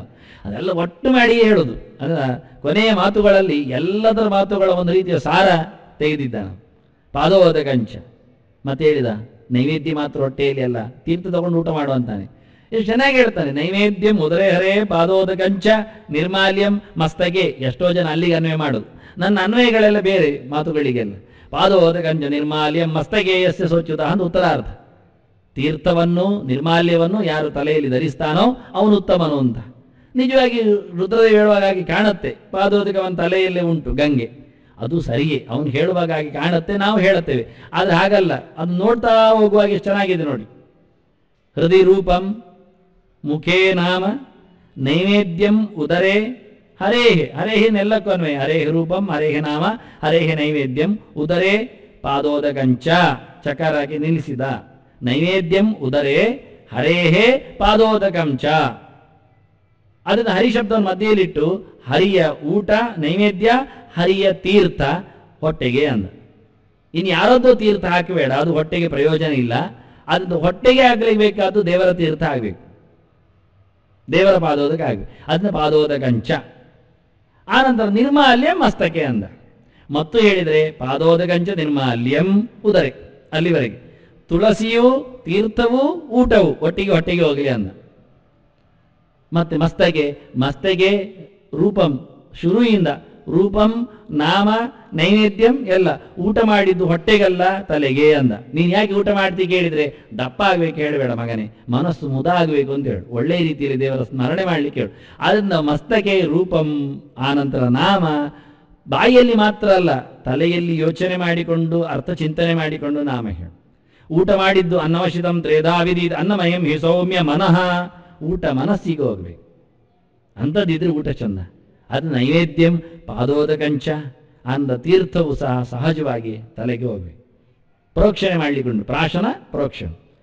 ನಿರ್ಮಾಲ್ಯಂಚ, ಅದನ್ನು ಮುಡಿದುಕೊಳ್ಳಿಕೊಂಡು ದೇವರು ಹಾಕಿದ ನಿರ್ಮಾಲ್ಯ ಅಂದರೆ ಒಂದು ದಿನ ದೇವರ ಮೈಯಲ್ಲಿದ್ದ ಹೂ, ತುಳಸಿ, ಗಂಧ ಎಲ್ಲವೂ ಯಾವುದೆಲ್ಲ ಭಗವಂತನ ಅರ್ಪಿಸುತ್ತೇವೆಯೋ ಅದು ಒಂದು ದಿನ ಪೂರ್ತಿ, ಅದು ಬೆಳಿಗ್ಗೆ ಆಗಿದ್ದು ಸಂಜೆ ತೆಗೆಯಲಿಕ್ಕಿಲ್ಲ, ಮಧ್ಯಾಹ್ನ ಮುಟ್ಲಿಕ್ಕಿಲ್ಲ. ಅದನ್ನ ದೇವರನ್ನು ಮುಟ್ಟುವುದು ದಿನದಿಂದ ದಿನಕ್ಕೆ ಎನ್ನುವುದು ಅರ್ಥ ಆಗುತ್ತೆ. ಇವತ್ತು ಮಾಡಿದ ಅಲಂಕಾರ ಇವತ್ತೇ ನಿಂತಿದ್ದು, ನಾಳೆ ತೆಗಿಲಿಕ್ಕೆ. ಯಾರೋ ಗಡಿಬಿಡಿಯಲ್ಲಿ ಬಂದರು ಮಧ್ಯಾಹ್ನ ಅವರಿಗೋಸ್ಕರ ತೆಗೆಯುವುದೂ ಇಲ್ಲ, ರಾತ್ರಿ ಮತ್ತೊಮ್ಮೆ ಹಾಕುವುದೇನಿಲ್ಲ. ರುದ್ರದೇವರಿಗೆ 3 ಹೊತ್ತು ಜಲಧಾರೆ ಆಗಬೇಕು ಅಂತ, ಜಲಧಾರೆಗೋಸ್ಕರ ಗಂಗಾಳ ಇಟ್ಟಿರ್ತಾರೆ ಲಿಂಗದ ಮೇಲೆ, ಅದರ ಮೇಲೆ ನೀರು ಹಾಕಲಿಕ್ಕೆ. ಅದು 8 ಗಂಟೆ ಬರಬೇಕು ಅಂತ ತಂತ್ರದ ವಾಕ್ಯ, ಶೈವ ತಂತ್ರದ ವಾಕ್ಯ, ಪುರಾಣದ್ದು ವಾಕ್ಯ. ಅದನ್ನ ಬೆಳಿಗ್ಗೆ 4 ಗಂಟೆಗೆ ಎದ್ದು ಬಂದು ಗಂಗಾಳಕ್ಕೆ ನೀರು ಹಾಕಿದರೆ ಅದರ ಪ್ರಮಾಣ ಇದೆ, ಗಂಗಾಳದ ಪ್ರಮಾಣ, ತೂತಿನ ಲೆಕ್ಕಾಚಾರ ಎಲ್ಲ ಇದೆ. ಲಿಂಗ ಹೇಗೆ ಇರಲಿ, ಎಷ್ಟು ದೊಡ್ಡದಿರಲಿ ಸಣ್ಣದಿರಲಿ, ಪಾತ್ರೆ ಒಂದೇ ಲೆಕ್ಕ. ನಮ್ದೀಗ ಲಿಂಗಗಳು ಇದ್ದರೆ ನೋಡಿ ಒಮ್ಮೆ, ಲಿಂಗ ದೊಡ್ಡದಾಗಿ ಪಾತ್ರ ದೊಡ್ಡದು, ಕೆಲವು ಕಡೆ ಲಿಂಗ ಸಣ್ಣದಾದರೆ ಪಾತ್ರ ಸಣ್ಣದು, ಕೆಲವಲ್ಲಿ ಪಾತ್ರೆಯೇ ಇಲ್ಲ, ಕೆಲವಲ್ಲಿ ಪಾತ್ರೆಗೆ ಒತ್ತೇ ಇಲ್ಲ, ತೂತೇ ಇಲ್ಲ, ಇನ್ನು ಕೆಲವಕ್ಕೆ ಪಾತ್ರೆಯಲ್ಲಿ ನೀರೇ ಇಲ್ಲ. ಗಮನ ಇರುತ್ತೆ. 4 ಗಂಟೆಗೆ ನೀರು ಹಾಕಿದರೆ ಮಧ್ಯಾಹ್ನ 12 ಗಂಟೆವರೆಗೆ ನೀರು ಇಳಿತದೆ. ಮತ್ತೆ ಮಧ್ಯಾಹ್ನ ಪುನಃ ಅವನಿಗೆ 12 ಗಂಟೆ ನೀರು ಹಾಕಿದರೆ ರಾತ್ರಿ 8 ಗಂಟೆವರೆಗೆ ನೀರು ಇಳಿತದೆ. ಮತ್ತೆ ರಾತ್ರಿ 8 ಗಂಟೆಗೊಮ್ಮೆ ನೀರು ಹಾಕಿದ್ದು ಬೆಳಿಗ್ಗೆ 4 ಗಂಟೆವರೆಗೆ ಬರ್ತದೆ. ಇದು ಕ್ರಮ. ಅವನಿಗೆ ಮಾತ್ರ ಅದು, ಲಿಂಗಕ್ಕೆ ರುದ್ರದೇವರಿಗೆ ಅದು, ಲಿಂಗಕ್ಕೆ ರುದ್ರದೇವರಾದರೆ ಮಾತ್ರ, ಉಳಿದವರಿಗಲ್ಲ. ಉಳಿದ ಕಡೆಯಲ್ಲಿ ಗಂಗಾಳ ಇಲ್ಲ. ಗಂಗಾಳ ಅಂದರೆ ಗಂಗಾಜಲ ಪಾತ್ರೆಯಿಂದ, ಅದರ ಒಳಗೆ ಶಾಲಿಗ್ರಾಮ ಇರುತ್ತೆ. ಅದರಲ್ಲಿ ತೀರ್ಥ ಆಗುವ ಎಲ್ಲ ವಸ್ತುಗಳಿರ್ತದೆ, ಶಾಲಿಗ್ರಾಮ, ಚಕ್ರಾಣಿಕೆ, ಸುದರ್ಶನ, ಕೃಷ್ಣ ಪ್ರತಿಮೆ, ಭಗವಂತನ ಪಾದ, ಅದರೊಟ್ಟಿಗೆ ತುಳಸಿ, ಹಾಗೆ ಶಂಖದಿಂದ ಹಾಕಿರಬೇಕದನ್ನು. ಅದರಿಂದ ಅಲ್ಲಿಯೂ ಶಂಖ, ಲಿಂಗ ಇದ್ದಲ್ಲಿಯೂ ಶಂಖ ಇರುತ್ತೆ. ಯಾಕೆಂದರೆ ಗಂಗಾಳದಲ್ಲಿ ಇದ್ದ ದೇವರಿಗೆ ಅಭಿಷೇಕ ಮಾಡಲಿಕ್ಕೆ. ಆಗ ಅಲ್ಲಾಡಿಸುವ ಗಂಟಾಮಣಿ, ಬಾಯಿಲಿ ಹೇಳುವ ಪುರುಷ ಸೂಕ್ತ, ಇಷ್ಟು ಮಾಡಿದರೆ ವಸ್ತು ಅದು ತೀರ್ಥ. ನಿಜವಾಗಿ ಅದು ಅವನಿಗೆ ತೀರ್ಥ, ನಮಗಾಗುವುದಿಲ್ಲ. ನಮಗೆ ಲಿಂಗದಿಂದ ಬಂದದ್ದು ತೀರ್ಥ ಅಲ್ಲ, ಅದು ಬಿಡಲಿಕ್ಕೆ, ಅದು ಶಿವ ನಿರ್ಮಾಲ್ಯ. ಹೀಗೆ ಪಾದೋದಕಂಚ ಹರೇಹೆ ಅಂತ ಹೇಳಿದ ಅದಕ್ಕೆ ಅವರು ಅಷ್ಟು ಸ್ಪಷ್ಟವಾಗಿ. ಇದು ನಿಯತಸ್ಯತ ಅಂದ. ಇಲ್ಲದಿದ್ದರೆ ಮೋಹತ್ತಸ್ಯ ಪರಿತ್ಯಾಗ. ಹೀಗೆ ಪರಿತಃ ತ್ಯಾಗ ಹೇಳಿದ್ದು, ಎಲ್ಲ ಬಗೆಯಿಂದಲೂ ಬಿಡುವುದು. ಬಾಯಲ್ಲಿ ನಾಮಸ್ಮರಣೆ ಇಲ್ಲ, ಮಸ್ತಕದಲ್ಲಿ ದೇವರ ನಿರ್ಮಾಲ್ಯ ಇಲ್ಲ, ಹೊಟ್ಟೆಯಲ್ಲಿ ದೇವರ ಸೊತ್ತು ಇಲ್ಲ, ತೊತ್ತು ಇಲ್ಲ, ದೇವರಿಗೆ ಒಪ್ಪಿಸಿದ ವಸ್ತು ಯಾವುದೂ ಇಲ್ಲ, ದೇವರು ಒಪ್ಪಿಸಿ ತಿಂದದ್ದೇ ಇಲ್ಲ, ಮನಸ್ಸಿನಲ್ಲಿ ಭಗವಂತನ ಯೋಚನೆ ಇಲ್ಲ. ಇನ್ನೆಂತ ಹೇಳುವುದನ್ನು ಅದನ್ನು ಮೋಹಾತ್ತಸ್ಯ ಪರಿತ್ಯಾಗ ತಾಮಸ. ಇದು ದೈತ್ಯರ ಕಥೆಯನ್ನು. ದೈತ್ಯರು ದೇವರ ಹೆಸರು ಹೇಳುವುದಿಲ್ಲ, ದೇವರ ಬಗ್ಗೆ ಚಿಂತನೆ ಮಾಡುವುದಿಲ್ಲ, ದೇವರಿಗೆ ಸೊತ್ತು ಕೊಟ್ಟದ್ದನ್ನು ತಿನ್ನುವುದೂ ಇಲ್ಲ, ಸಮರ್ಪಣೆ ಆದದ್ದನ್ನು ತಿನ್ನುವುದೂ ಇಲ್ಲ. ತೀರ್ಥೋದಕಂತೂ ಪಾದೋದಕಂತೂ ಪ್ರೋಕ್ಷಣೆ ಮಾಡಿಕೊಂಡು, ಮೋಕ್ಷಣೆ ಮಾಡಿದರೆ ಅವರದ್ದು ಪ್ರೇತತ್ವ ನಿವೃತ್ತಿ ಆಗತ್ತೆ, ಅಸುರತ್ವ ಭಂಗ ಆಗತ್ತೆ. ಅದರಿಂದ ಯಾವ ಕಾಲಕ್ಕೂ ತಪ್ಪಿಯೂ ದೇವರ ಪ್ರೋಕ್ಷಣೆ ಮಾಡಿಕೊಳ್ಳುವುದಿಲ್ಲ. ದೇವರ ನಿರ್ಮಾಲ್ಯ ಸುತರಾಮೀನು ಅನ್ನು ತಾಮಸ ಅನ್ನುವಲ್ಲಿ ಹಿಂದೆ ಹೇಳಿದ್ರು ಕೃಷ್ಣ, ದೈವ ಮತ್ತು ಆಸುರ ಅಂತ ಹೇಳ್ತಾ, ಅದು ತಾಮಸರು. ರಾಜಸುರು ತಾಮಸರು ಎರಡು ಒಂದೇ ಅಂದ. ದೊಡ್ಡ ಭೂತ ಸಣ್ಣ ಭೂತ ಅಂದಷ್ಟೇ, ವ್ಯತ್ಯಾಸ ಏನಿಲ್ಲ ಅಂದ. ಅಸುರರಲ್ಲಿ ಮಹಾ ಅಸುರರು, ಸ್ವಲ್ಪ ಸಣ್ಣ ಅಸುರರು ಅಂದ. ಅಸುರರಲ್ಲಿಯೂ ತಾರತಮ್ಯ ಇದೆ. ಯಾಕೆ ಕೇಳಿದರೆ ಹೆಸರಿದ್ದವರು ದೊಡ್ಡ ಅಸುರರಂತೆ, ಹೆಸರಿಲ್ಲದವರು ಅಂದರೆ ಪಡೆ ಉಂಟಲ್ಲ, ಅಸುರ ಪಡೆ ಅಂತ, ಅದಕ್ಕೆ ಒಂದೊಂದಕ್ಕೆ ಹೆಸರಿಲ್ಲ, ಯಾರು ಅಂತ ಇಲ್ಲ. ಗುಂಪು ಸ್ವಲ್ಪ ಸಣ್ಣ ಅಸುರರಂತೆ. ಹೆಸರುವಾಸಿಯಾದವರು, ಹೆಸರು ಕಡಿಮೆ ಆದವರು, ಹೆಸರುವಾಸಿಯಾದವರು ದೊಡ್ಡ ಅಸುರರು, ಅವರು ಹೆಚ್ಚು ಕೆಳಗಿದ್ದಾರೆ. ಈ ಹೆಸರು ಗೊತ್ತಿಲ್ಲದವರು ಸ್ವಲ್ಪ ಮೇಲಿದ್ದಾರೆ, ಸ್ವಲ್ಪ ಕಮ್ಮಿ ಅನ್ಯಾಯ ಮಾಡಿದವರು, 10ರಲ್ಲಿ 11 ಅವರು. ಹೀಗೆ ಇದೆರಡು ಸಹ ಅಸುರವೇ, ಅದು ಎರಡೂ ತಾಮಸವೇ, ಅದು ತಮಗ್ಲಾನವು. ದೇಹವನ್ನು ಹಾಳು ಮಾಡುತ್ತೆ, ಜೀವನವನ್ನು ಅಧಪಾತಕ್ಕೆ ಇಳಿಸುತ್ತದೆ, ಮನಸ್ಸನ್ನು ತಪ್ಪಿಸುತ್ತದೆ, ಒಟ್ಟು ಪರಿಸರವನ್ನು ಕೆಟ್ಟದು ಮಾಡುತ್ತೆ. ಹೀಗಾಗಿ ಇಡೀ ಜಗತ್ತಿನ ಕರ್ಮದಲ್ಲಿ ವೈರಸ್ ಬಿಟ್ಟಾಗಿದೆ. ನಮ್ಮ ಕರ್ಮಗಳು ಹಾಳಾದ್ದರಿಂದ, ಮಾಡದೆ ತಪ್ಪಿಸಿದ್ರಿಂದ, ತಪ್ಪಾಗಿ ಮಾಡಿದ್ರಿಂದ, ಎರಡುವ ಗೊತ್ತಿಲ್ಲದೆ ಬಿಟ್ಟದ್ದು ಬೇರೆ, ತಪ್ಪು ಗೊತ್ತಿದ್ದು ತಪ್ಪಾಗಿ ಮಾಡಿದ್ದು ಬೇರೆ. ಇದು ಎರಡರಿಂದಾಗಿ ಪ್ರಪಂಚದ ಕರ್ಮಗಳು, ಭಗವಂತನ ತಂತ್ರ ಕರ್ಮಗಳು ಅದಲು ಬದಲಾಗ್ತವೆ. ಅವನಿಗೇನು ಬದಲಾಯಿತು ಅಂತಲ್ಲ, ಇಡೀ ಪ್ರಪಂಚ ಹೆಚ್ಚು ಕಡಿಮೆ ಆದದ್ದರ ಪಾಪಕ್ಕೆ ಇವ ಬಲಿಯಾಗ್ತಾನೆ ಎನ್ನುವ ಮೂಲಕ ಕೃಷ್ಣ ತ್ಯಾಗ ಮಾಡುವುದು ಅಂದರೆ ಹೇಳಿದ ಕೆಲಸವನ್ನು ಬಿಡುವುದು ಎನ್ನುವ ಅರ್ಥ ಕೊಟ್ಟ. ಯಾವುದೋ ಜಾತಿಯ ಕರ್ಮ ಅಲ್ಲದೆ ಹೇಳಿದ, ವ್ಯಕ್ತಿಯಲ್ಲಿ ನಿಷ್ಠವಾಗಿರತಕ್ಕ ಯೋಗ್ಯತೆಗೆ ಬದ್ಧವಾದ ಕರ್ಮಗಳನ್ನು, ನಿಯತವಾದ ಕರ್ಮ, ಶಾಸ್ತ್ರ ನಿಯತವಾದ ಕರ್ಮಗಳನ್ನು ಬಿಡುವುದೇ ನಿಜವಾದ ಸನ್ಯಾಸ ಹೊರತು ಬಟ್ಟೆ ತೊಡುವುದು ಸನ್ಯಾಸ ಅಲ್ಲ ಅನ್ನುವ ಮೂಲಕ ಕರ್ಮದ ಯಾವುದೋ ಹಂತವನ್ನು ತಪ್ಪಿಸ್ಲಿಕ್ಕಿಲ್ಲ ಅಂತ ತಿಳಿಸಿಕೊಟ್ಟ. ಹೀಗೆ ತಾಮಸ ಬಗ್ಗೆ ಹೇಳಿ ಮುಂದೆ ರಾಜಸದ ಬಗ್ಗೆ ತಿಳಿಸ್ತಾನೆ. ಶ್ರೀಕೃಷ್ಣಾರ್ಪಣಂ. ಶ್ರೀಕೃಷ್ಣಾರ್ಪಣಂ. ಶ್ರೀಕೃಷ್ಣಾರ್ಪಣಂ. ಶ್ರೀಕೃಷ್ಣಾರ್ಪಣಂ. ಶ್ರೀಕೃಷ್ಣಾರ್ಪಣಂ. ಶ್ರೀಕೃಷ್ಣಾರ್ಪಣಂ.